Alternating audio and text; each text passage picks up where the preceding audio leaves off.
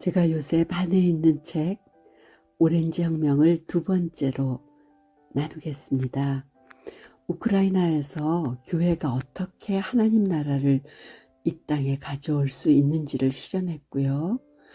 14살까지 신발도 신어보지 못한 가난한 고아였지만 지금은 백만장자가 되었을 뿐 아니라 성도들을 훈련시켜 하나님의 부요함을 이 땅에 풀어놓는 백만장자가 되도록 훈련하고 있는 썬데이 아델라자 목사님이 이끄는 하나님의 대사 교회의 이야기 오렌지 혁명을 두 번째 소개합니다.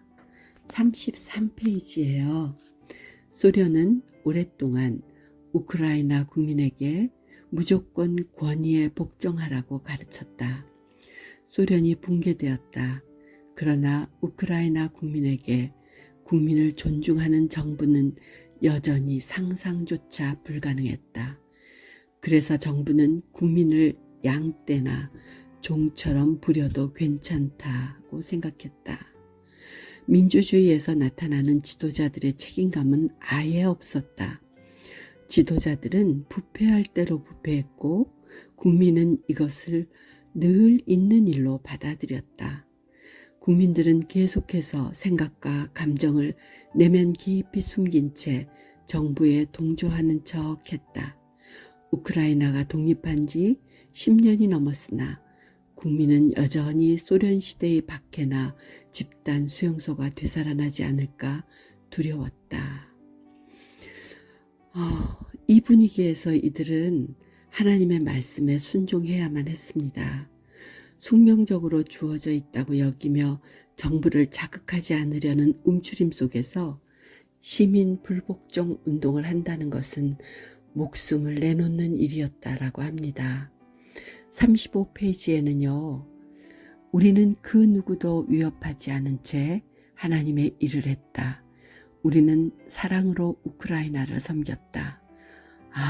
이게 하나님의 방법이네요.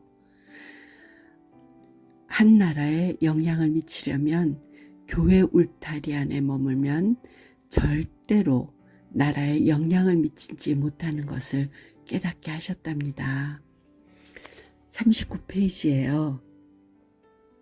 하나님의 핵심 목적은 온 열방이 하나님 나라의 원리 안에서 그분을 따르는 것이다. 교회는 건물이나 주일학교 교실에 갇힐 때가 아니라 사회를 변화시킬 때 자신의 사명을 완수한다. 하나님 나라는 거리와 일터, 정부와 유흥가로 흘러들어가야 한다. 성장과 정복, 이것이 하나님 나라의 본성이다.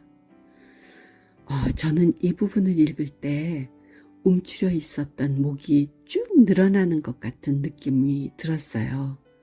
너무 좁은 시야에 갇히다 보니 서로 비교하고 비난하는 교회의 현실을 만들어내지 않았을까라는 생각을 해봅니다. 계속 읽을게요. 우리의 소명은 세상과는 다르게 살며 세상보다 높은 원리를 따라 살라는 것이다. 교회는 우리를 훈련시켜 그리스도를 닮으며 예수님과 그분의 원리를 구체적으로 드러나게 해야 하며 그 결과 우리가 경건한 시각으로 매일매일 살게 해야 한다. 이것이 교회가 존재하는 이유다. 그렇죠. 맞아요. 그렇죠? 우리나라도 최근까지 국가적으로 두려움이라는 두꺼운 덮개가 씌워져 있는 것 같았어요. 젊은이들은 익명이라는 가면 뒤에 숨어서 숨죽이고 있었고 오히려 무관심과 일탈을 문화로 만들어 심각한 상황으로부터 도망치려는 것 같아 보였습니다. 그렇지만 우리는 용감한 민족이죠. 정말 호락호락하지 않아요. 우리나라와 중국은 똑같이 일본의 강점기를 겪었잖아요. 우리나라는 끝없이 항거하고 투쟁한 민족입니다. 중국 같은 언론 탄압과 국민의 생존권을 박탈하는 것을 하며 당하는 그런 민족이 아닙니다. 태어날 때부터 부유했고 자유가 주어져 있던 세대가 이제 깨어나기 시작했습니다. 그들은 이전 세대보다 훨씬 유능하고 사고가 유연하며 지구 구석구석을 두려움 없이 달릴 수 있는 멋진 세대입니다. 이 멋지고 실력 있는 세대가 교회가 갖고 있는 대위임 명령을 실천하기 시작할 때 얼마나 놀라운 일이 생길까요? 상상만 해도 가슴이 뛰는 것 같습니다. 오렌지 혁명 이 책은 좀 더 소개하겠습니다. 제가 알고 있는 아주 똑똑하시고 지혜로우신 목사님은요, 이 책을 8번을 읽으셨대요.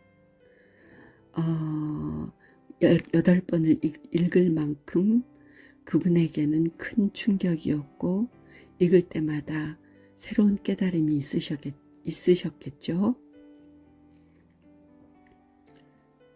그래서 이 책은 좀 더 촘촘하게 소개할게요. 그리고 제일 좋은 건 이 책을 사셔서 8번은 아니래도 2-3번 정도 읽으시면 어떨까 싶습니다. 기억하시죠? 우리는 은총을 받은 민족입니다. 우린 호락호락하지 않습니다. 하나님은 지금 우리 민족의 부르심을 회복시키고 계십니다. 여기까지 들어주신 여러분을 축복합니다. 안녕히 계세요.